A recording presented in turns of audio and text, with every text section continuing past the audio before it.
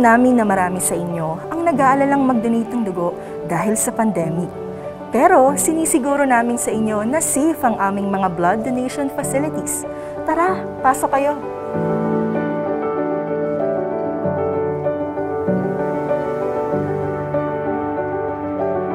Sinisiguro po namin na walang lagnat ang pupasok sa facility at nakasuot sila ng face mask at face shield.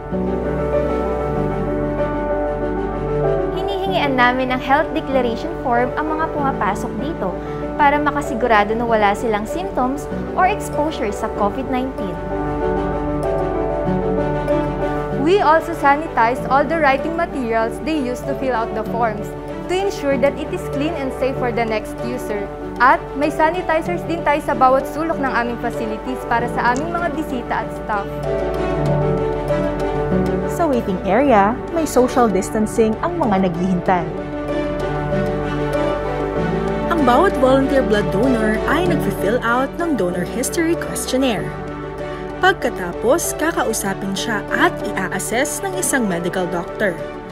Kapag nakita ng doktor na maayos ang kalagayan ng volunteer blood donor, i-check naman ang hemoglobin niya. Kapag pumasa sa hemoglobin test at assessment ang volunteer blood donor, saka pa lamang siya tutuloy sa blood donation. Sa actual na pagkuha ng dugo, sinisiguro pa rin namin na sinusunod ang minimum public health standards.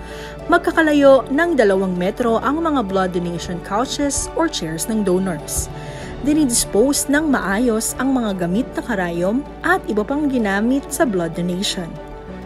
At dinidisinfect ang mga higaan at kagamitan pagkatapos ng bawat donation.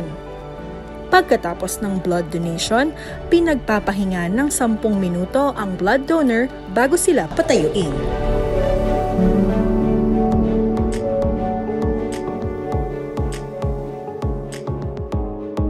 Ganito rin ang mga paraan sa ating mga community-based mobile blood donation activities. Sinisiguro namin na walang lagnat o simptomas ng COVID-19 infection ang mga magdodonate ng dugo.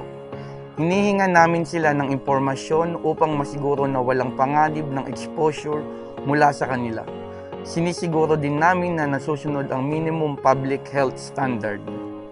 May social distancing. Nakasuot ang lahat ng face mask at face shield. At may nakahandang disinfectant para sa mga blood donor at staff.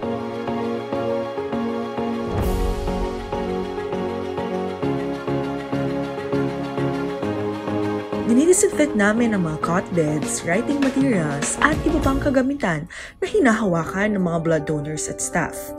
Pagkatapos masiguro na walang lagnat ang volunteer blood donor, ipapa-fill out sa kanya ang health declaration form at ang donor history questionnaire.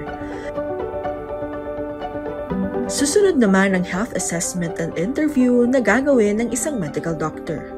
At pagkatapos nito, gagawin naman ang hemoglobin test. Kapag pasado sa hemoglobin test ang blood donor, saka pa lamang siya tutuloy sa aktwal na blood donation.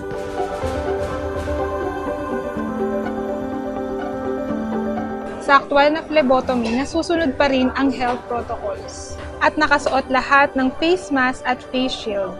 Dinidisinfect namin ang mga gamit sa bawat procedure, ang mga higaan, high-touch areas, at kagamitan. Itinatapon din ng maayos ang karayom at PPE at hindi na gagamitin ulit.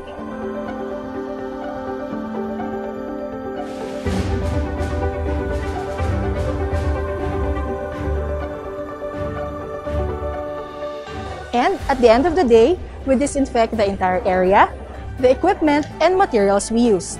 As you've seen, whether it is at the blood service facility or the community mobile blood donation activities, ligtas po na mag-donate ng dugo kahit ngayong may pandemic.